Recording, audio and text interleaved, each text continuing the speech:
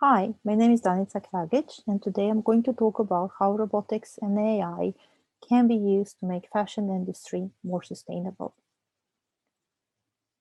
Currently in fashion industry, there is a goal of implementing so-called circular fashion value chain. And the idea is to achieve a more sustainable fashion industry. When it comes to the processes that are involved in a circular fashion value chain, we start with the design of clothing, use the raw materials that is being produced to fabric to produce garments. After production, the garments are being transported to the distributors, sold to customers, used by customers.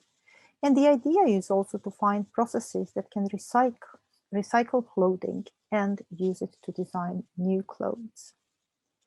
Now, this is something that today is called zero-waste design process, where we reuse everything from the raw material and also the used clothes that is being used by the customers. Why care? Well, sustainability is becoming a new focus for textile industry, and the reason for this is that 10.5 million tons of clothing ends up in landfills every year. A lot of water is used during the production of, for example, one of the raw materials, cotton. And there is also a lot of use of pesticides when, for example, cotton plants are grown. Also, the process of fabric production is rather unhealthy for human workers to be at, as well as the whole recycling process. What can be done and how can robotics technologies be used to make the process of environment pollution less serious, but also how can robotics help to make the workplace for those working in fashion industry more appropriate. A little bit more information. So when it comes to carbon emissions, fashion industry stands for 10% of global emissions. It is the second largest freshwater polluter with 17 to 20% of fresh water pollution. Second largest consumers of water that is needed both for sourcing the raw material, but also for producing the garments.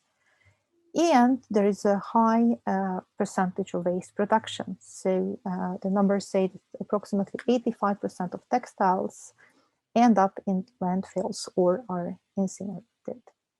Now, just as an example how much water is used to produce a pair of jeans or a t-shirt, with respect or in comparison to producing 100 grams of beef or chicken. So comparing fashion industry to comparing food industry, although it's not completely comparable given that both t-shirts and pair of jeans are going to be worn for quite some time in comparison to consumption of food, but just to give an idea. Now, there are different ways of how the fashion industry addresses the problems and applies the idea of this circular value fashion chain. One of the examples is looking into new ways of sourcing the raw material, where today fruits like pineapple are, for example, used to produce garments. And the reason for using, for example, pineapple in this case is because it's easier to recycle, but also it uses less water than, for example, cotton. Another thing that is becoming more and more popular is recycling, reusing, and remaking already worn garments. One of the companies based in Sweden, Renew Cells, looks into how one can reuse, for example, old jeans. And they build a process of reusing and building new raw cotton that is then used either for making new garments or filling in, for example, car seats and so on. Also, the actual process of collecting garments categorizing garments and also looking into how garments can be, again, evaluated for their quality so that they can either be recycled or reused as directly without the process of making the new raw material is also something that has not yet been automated in a proper way.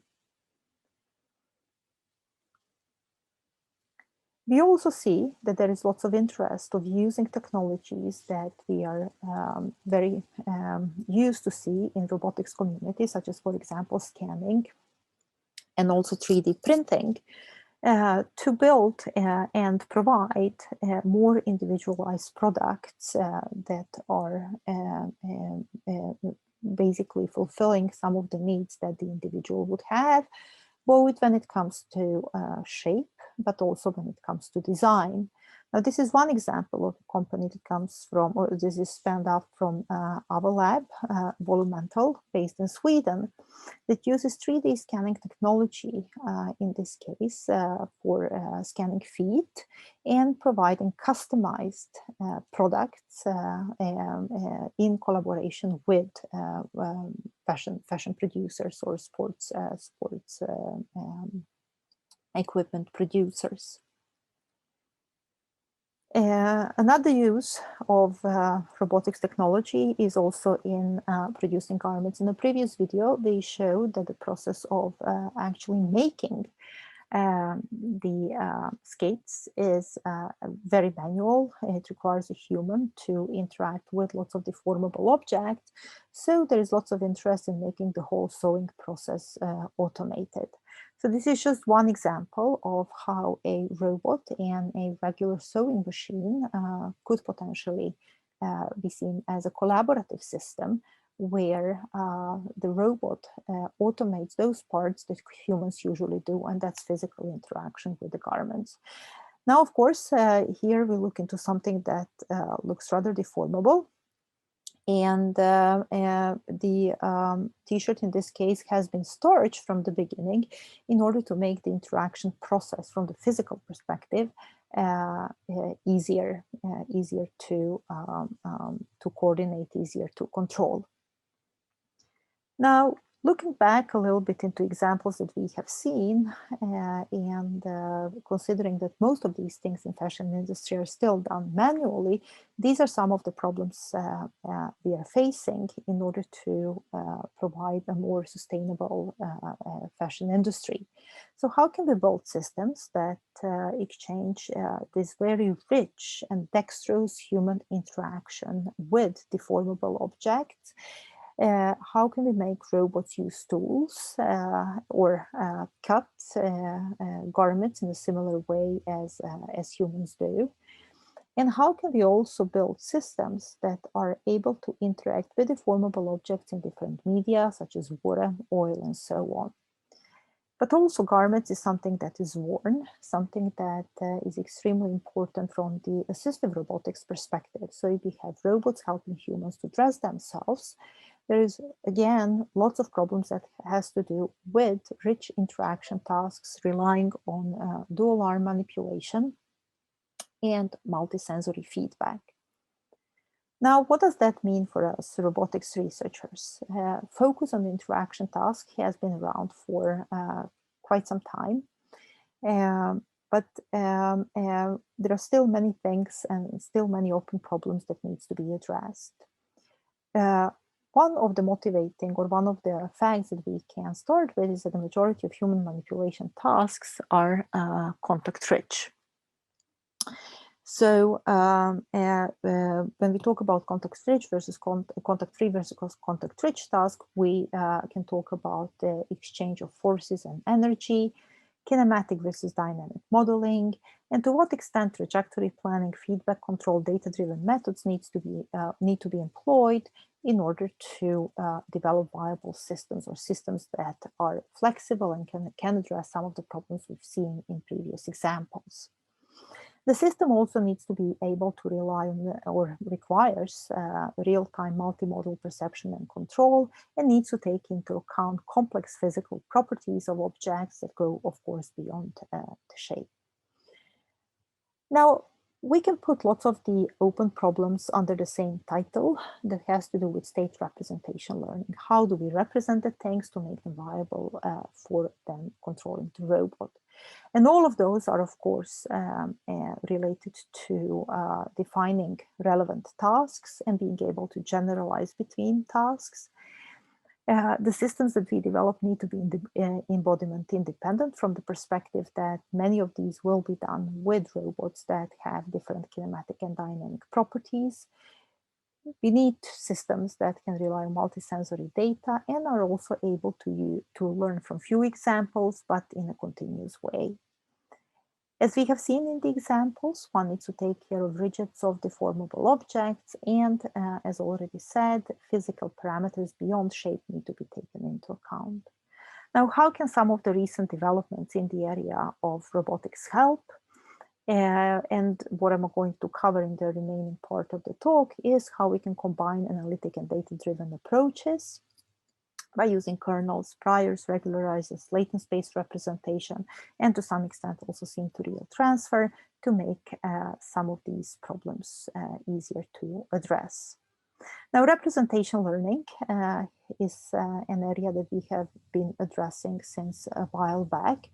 And our focus has been into looking into various types of tasks, physical interactions with objects of, again, that are soft, deformable, and rigid, and looked into how we can rely or how we can use in the best possible way the definition of physical, geometrical, and topological representations to make the control problem easier to address. Number of works that I'm citing on the bottom of the page address these in a little bit different ways, and I'm going to provide a little bit more details on our approach. Now, the first thing that I would like to talk about is our work on caging grasps of rigid and partially deformable 3D objects with double fork and neck features, a work that is now about 3-4 years old. Now, we started to look into and have looked into grasping for very many years, but then we realized that many of the interactions that we do as humans in daily interaction with objects actually do not require force or form closure grasps, but are relying on what is known as caging. So we started to look into what would be viable definitions of or representations of objects. So, and the interactions between, let's say, a hand and an object, so that we can provide some guarantees, theoretical guarantees, for when an object is what you usually say cage. And we started with what we call caging look representation, where we have one or more independent caging tools in interaction. Now, the idea that we build upon and that we initially proposed to build upon is that we have a caging tool, such as a robot hand, that can be placed around the narrow part of an object, and that geometrical representation can be used to define whether the object is actually caged or not. And an object is caged, of course, if it can not escape from the cage, given some definition on the distance.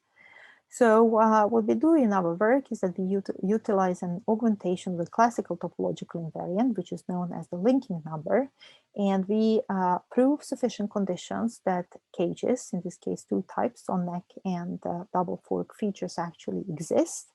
And even in the case when those objects are considered to be partially deformable, so can be kind of moved along the main axis, for example. Now, why is this relevant? It is relevant because when it comes to interaction with deformable objects, in many cases, we will need a representation that allows us to look into what kind of control we have over the object motion in order to be able to manipulate it. Another work that I think is extremely relevant for when working and looking into the problem of interaction with garment-like items is, of course, planning. So if the task would be to iron something or maybe fold something, we need to have a relevant representation that allows us to do planning in that high dimensional space. So the recent work that we initiated and that is also presented in this year's IRIS conference is named Latent Space Roadmap for Visual Action Planning of Deformable and Rigid Object Manipulation. Now, the idea is to generate a visual action plan for tasks with high dimensional state spaces. Any type of garment can be considered as a deformable object. And we talk about two different plans here. One that is visual, so finding a sequence of images that will bring us from some starting position to a goal position that is a folded t-shirt in this case, and the action plan sequence of actions that allows us to achieve the consecutive transitions by having a robot picking and placing various parts of the garment from position X to position Y. How do we address and model the problem? So it's related to the idea of state space representation. We work in the image space, and we do not want to have any particular representation of the garment, but we look into how we can learn a low-dimensional representation for the system to be used for this visual action planning by using latent variable models. So the problem is how to capture all possible state and the transitions between them, and how to sample meaningful states so that the planning is viable.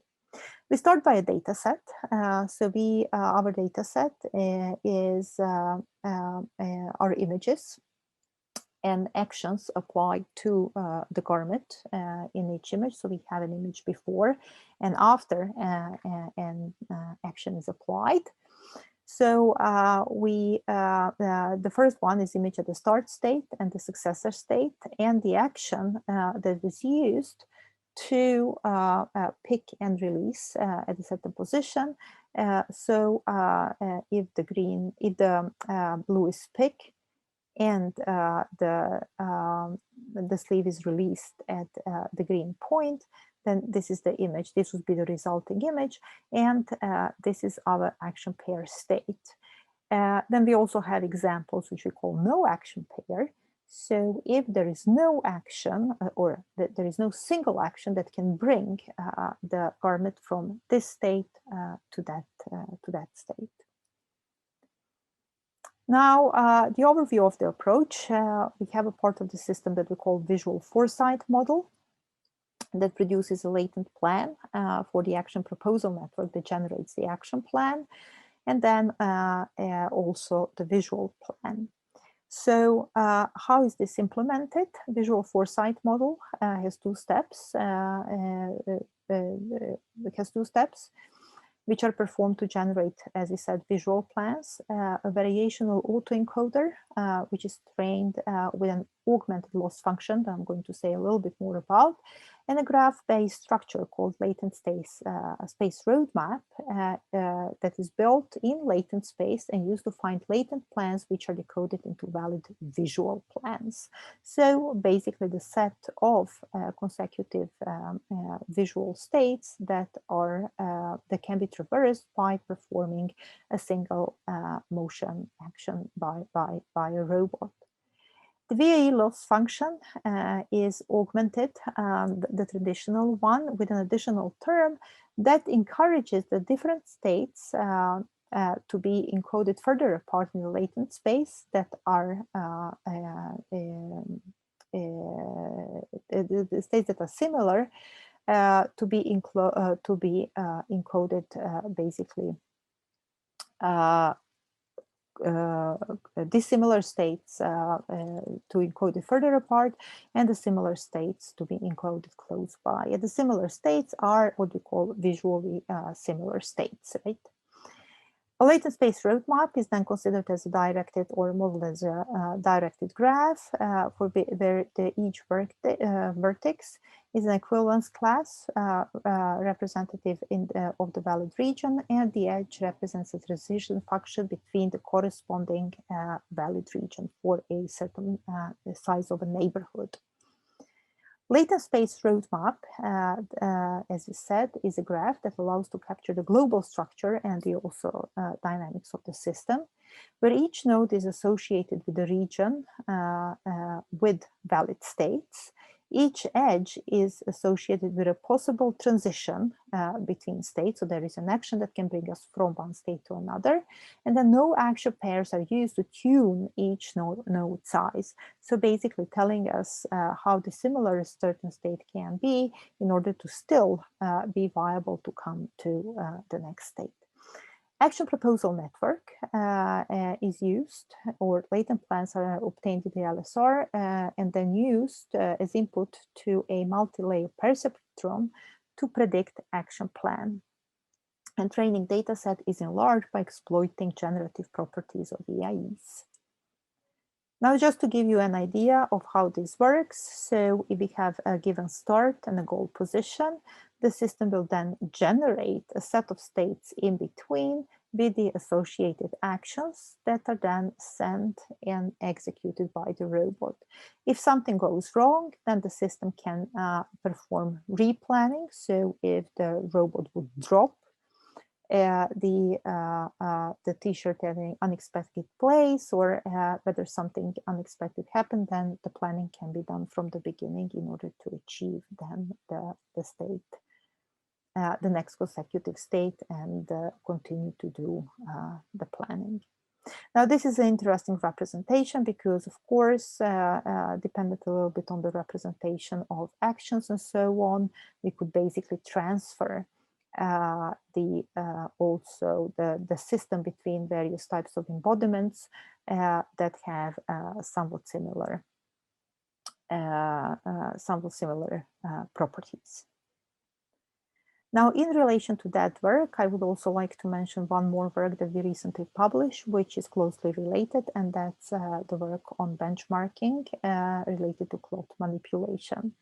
So the work is published in IEEE Robotics and Automation Letters 2020, and it looks into defines three different benchmark tasks that are extremely important for many of the tasks that we actually see in fashion industry. One of them is unfolding a tablecloth and spreading it over a table. Second one is folding a towel on a table, which is, again, a common task that we also see in textile manipulation literature. While the third task is fitting the neck of a t-shirt over a 3D mannequin head, which is also something that brings us closer to more, let's say, using robots, coming closer to humans, helping humans to dress, and so on. Now, closely related to being able to manipulate objects is also how can we define fashion landmarks for the purpose of, let's say, classifying garments or finding interesting parts of garments that can be explored by robots in some way.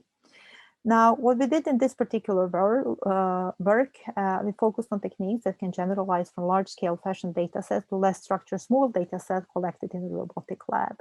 And the images that we usually see in social media and where key point detections or landmark detections are used in order to somehow compare the garments, the applications for robotic tasks where the robot actually needs to physically manipulate the garment are rather different.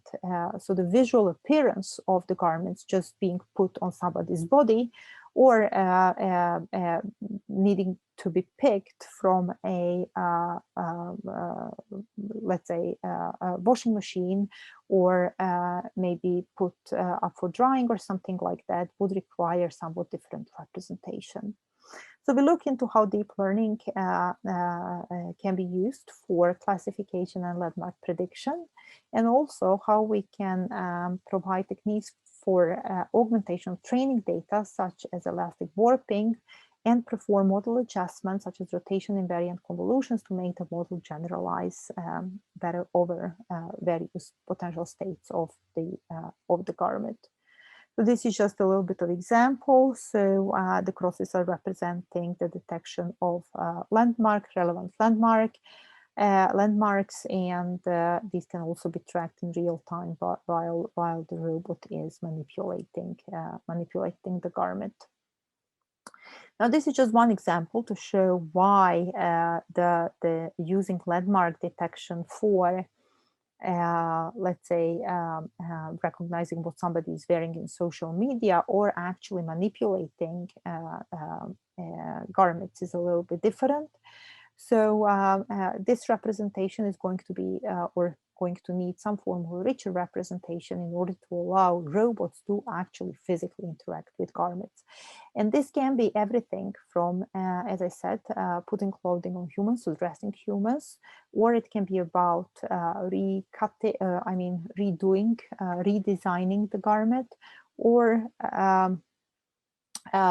potentially cleaning the garment and so on. Now, the idea that we published builds upon the architecture based on the paper from Zisserman from 2015.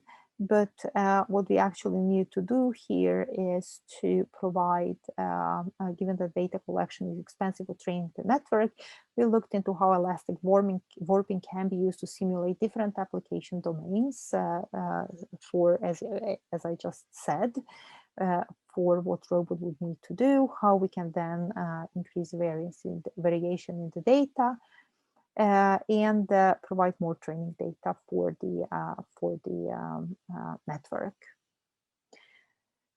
Now, in relation also to interacting with and understanding how humans interact with garments, but also how the human body moves in order to design better garments, and also how human and robot can collaborate when interacting with a deformable object. I would like to say something about the work that we have been doing on human activity modeling, anticipation and prediction. This is work together with Judith Butepage.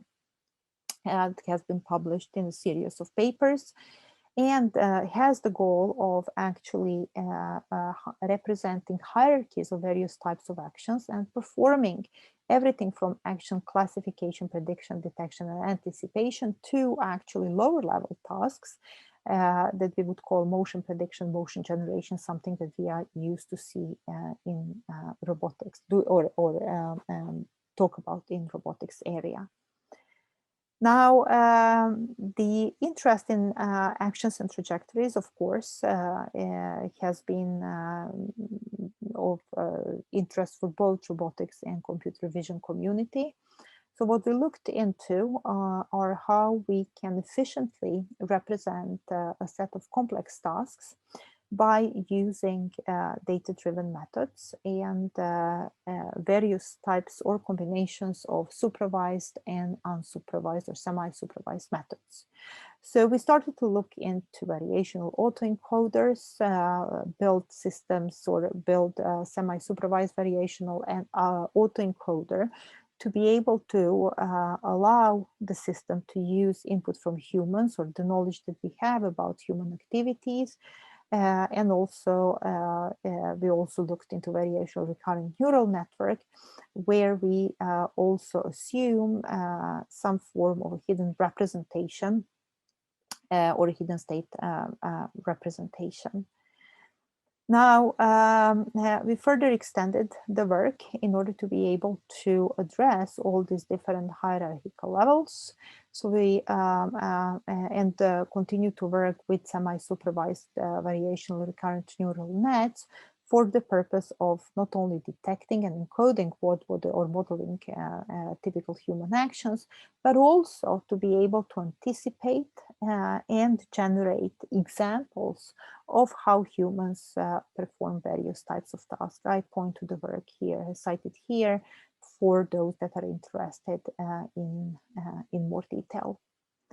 Now, Another relevant work that we have been doing in relation to anticipating and then also modeling rather complex tasks is work on deep predictive policy training and the use of reinforcement learning for encoding tasks that cannot be easily analytically modeled.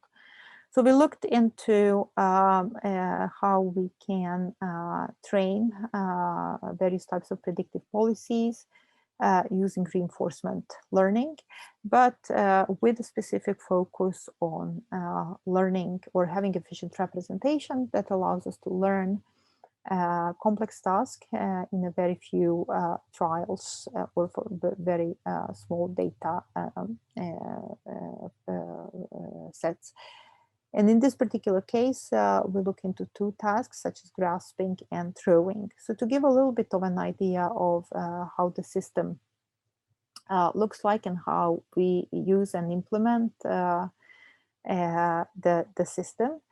So we assume this is like one-shot learning. We look into observations, visual observation, and the idea is to be able to generate a motor trajectory, which we consider to have, let's say, 20 times steps multiplied by 7 degrees of freedom of the robot. Now, if the training would be done in a full space of images and motor trajectories, of course, that would require lots of training examples. So we use a encoder-decoder structure in a efficient way to actually build a system that can then implement so-called policy super layer in a lower dimensional space. To give you a little bit of an idea what we do. So the idea is to, let me just go back. So the idea is first to basically use an autoencoder or use the encoder part of a encoder-decoder structure to first find a lower dimensional representation for the visual part, and then use the decoder structure for the motor trajectory part. And then concatenate these by actually doing the training in simulation. So we have action trajectories being generated in simulation and training what we call low dimensional action space in this particular case, where trajectories are learned by variational autoencoder with simulated data, and then these trajectories actually come from a blind controller, so controller without a target. So this is one way of how we can efficiently learn without actually a target. Now, final work that I would like to say a few words about is on interpretability of context-rich manipulation tasks, a recent work that we have been doing with my PhD student, Ioanna Mizioni, and collaborators here. So we have quite some time looked into how we can integrate more classical control theoretic approaches with data-driven approaches to implement context-rich tasks. And by context-rich tasks, we mean tasks where a robot, for example, is performing something like cutting or pushing, shredding, and so on. And in a series of experiments where we integrated something like model predictive control together with deep nets and so on, we realized that rather similar deep learning models behave differently online. So we wanted to understand better why similar models behave differently, and how can we evaluate and anticipate what the potential outcome of the a certain model would be. So just to give you an example, like when cutting a carrot or a potato and so on, there are lots of parameters that we will not know by hand. Different carrots or potatoes, depending also on the size, dependent on the type, Some of them are softer, some of them are harder. Also, the fact that the shape changes can affect what kind of dynamics we will experience.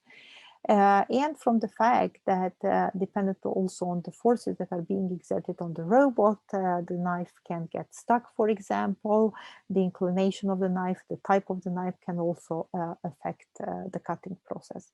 And many of these parameters are not actually modeled explicitly, but we look into how then, as said, deep learning models can be integrated together with control theoretic approaches to actually compensate for some of these unknown parameters. So our current work looks into how we can borrow some of the reasoning from computer vision community and try to understand or explain, interpret what is actually happening during contact-rich tasks.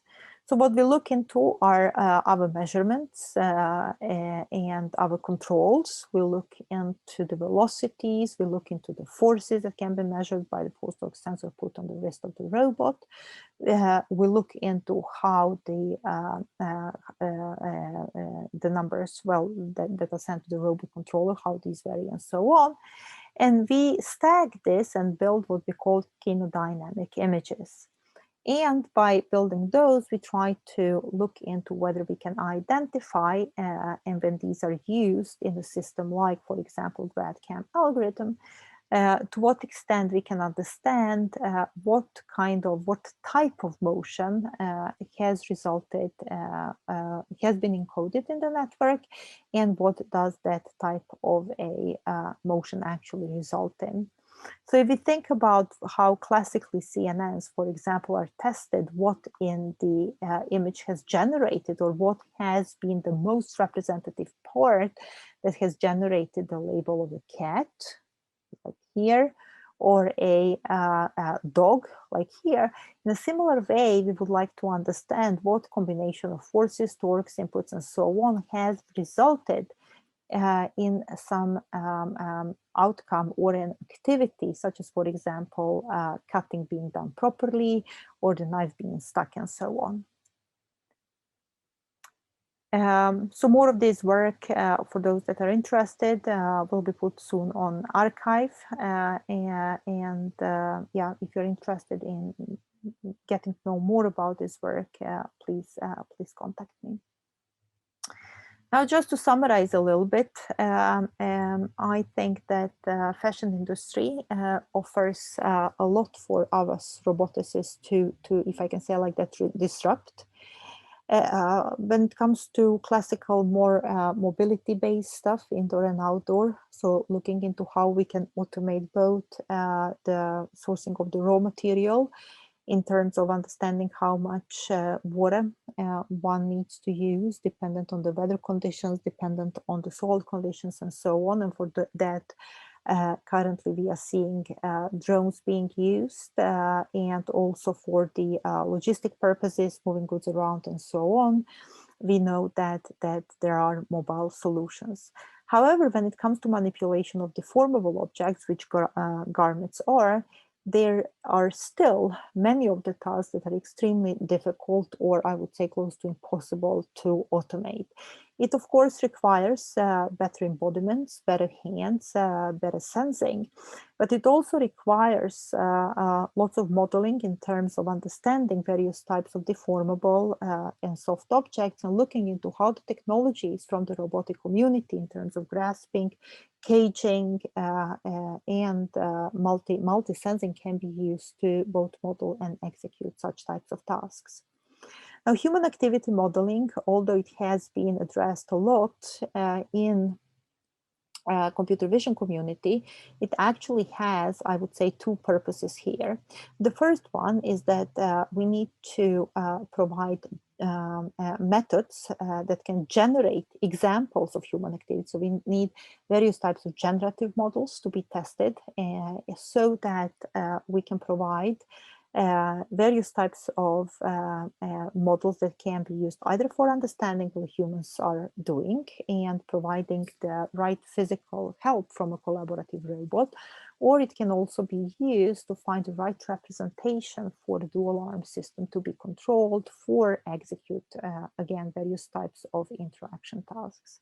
And finally, HRI part, both from the perspective of increasing the collaboration and having the right help between robot and a human when interacting with deformable objects, but also having the ability to build systems or working towards building systems that are future assistants to humans and that can interact with deformable garments and help humans, for example, to dress themselves.